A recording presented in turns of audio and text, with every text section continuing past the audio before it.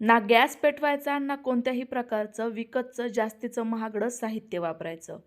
अगदी जबरदस्त घरगुती साहित्यांमध्येच तयार होणारं चटपटीत हे सरबत तुम्हाला शरीर थंड ठेवण्याकरिता खूपच उपयुक्त आहे. अगदी 5 ते 7 मिनिटांमध्येच तयार होतं आणि जास्तीचे भांडे देखील भरवावे लागत नाही. तर नमस्कार, मी तेजश्री खाद्यप्रेमी या यूट्यूब चॅनलमध्ये तुम्हा सर्वांचं खूप खूप खूप मनापासून स्वागत करते. तर आज आपण बनवत आहोत कुणीही न दाखवलेलं काकडीचं जबरदस्त चवीचं सरबत. चला तर मग लगेचच थंडावा देणाऱ्या या रिफ्रेशिंग सरबतच्या रेसिपीला सुरुवात करूया. तळपत्या उन्हामध्ये जर एखादं हिरवगार झाड दिसलं तर डोळ्यांना कशी तृप्ती मिळते, अगदी तसंच हे हिरवगार सरबत पिल्यानंतर शरीराला देखील तृप्ती मिळणार आहे. त्याकरता सर्वांत अगोदर 2 चमचे सब्जा बी पाण्यामध्ये आपण भिजत घालणार आहोत.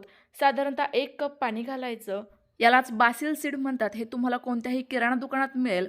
शरीर थंड ठेवण्याकरिता, पचन सुधारण्याकरिता, वजन कमी करण्याकरिता हे खूप फायदेशीर असतं, कारण यामध्ये ओमेगा 3 फॅटी ॲसिड, आयर्न आणि मॅग्नेशियम जास्त प्रमाणात असतं.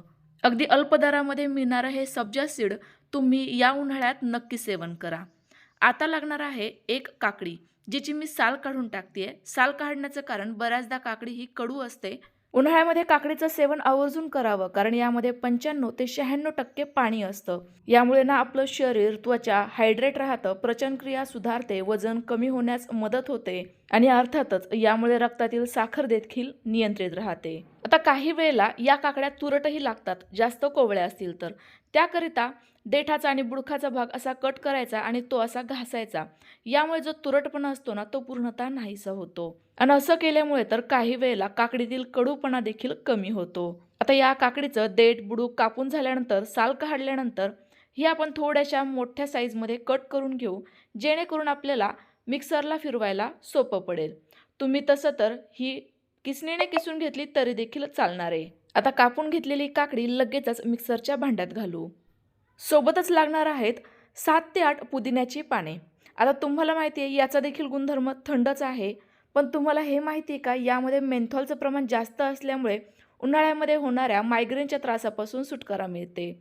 सोबतच घालूयात चवीनुसार गूळ, साधारणतः 2 चमचे, पाव चमचा चटपटीतपणाकरिता काळं मीठ, 1 चमचा लिंबाचा रस आणि सोबतच गरजेनुसार किंवा साधारणतः 250 ml पाणी.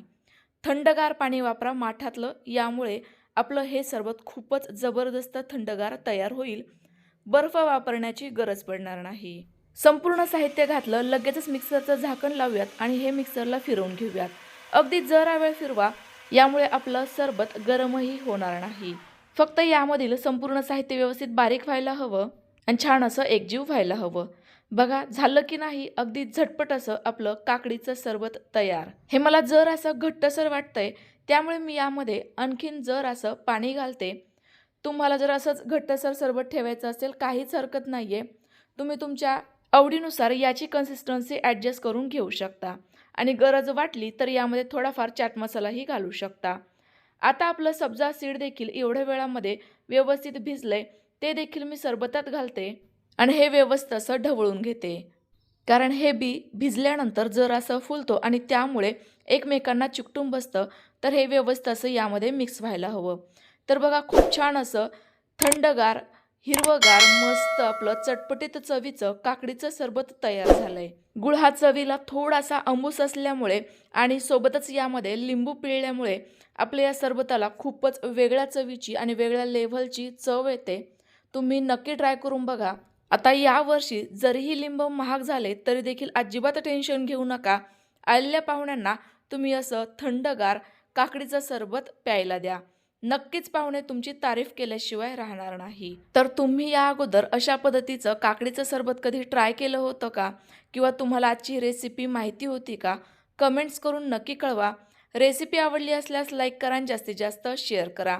आणि हो, काल तुम्ही मी शेअर केलेल्या उन्हाळा विशेष लाडूच्या रेसिपीला जो प्रतिसाद दिलाय, त्याबद्दल तुम्हा सर्वांचे खूप खूप खूप मनापासून धन्यवाद. तर तुम्हाला आजची ही झटपट तयार होणारी रिफ्रेशिंग आणि एकदम सोप्या पद्धतीच्या सरबताची रेसिपी कशी वाटली कमेंट्स करून नक्की कळवा. रेसिपी आवडली असल्यास लाईक करा, जास्तीत जास्त शेअर करा आणि आपल्या खाद्यप्रेमी चॅनलवर नवीन असाल तर चॅनलला नक्की सबस्क्राईब करा. पुन्हा भेटूयात. Bye bye.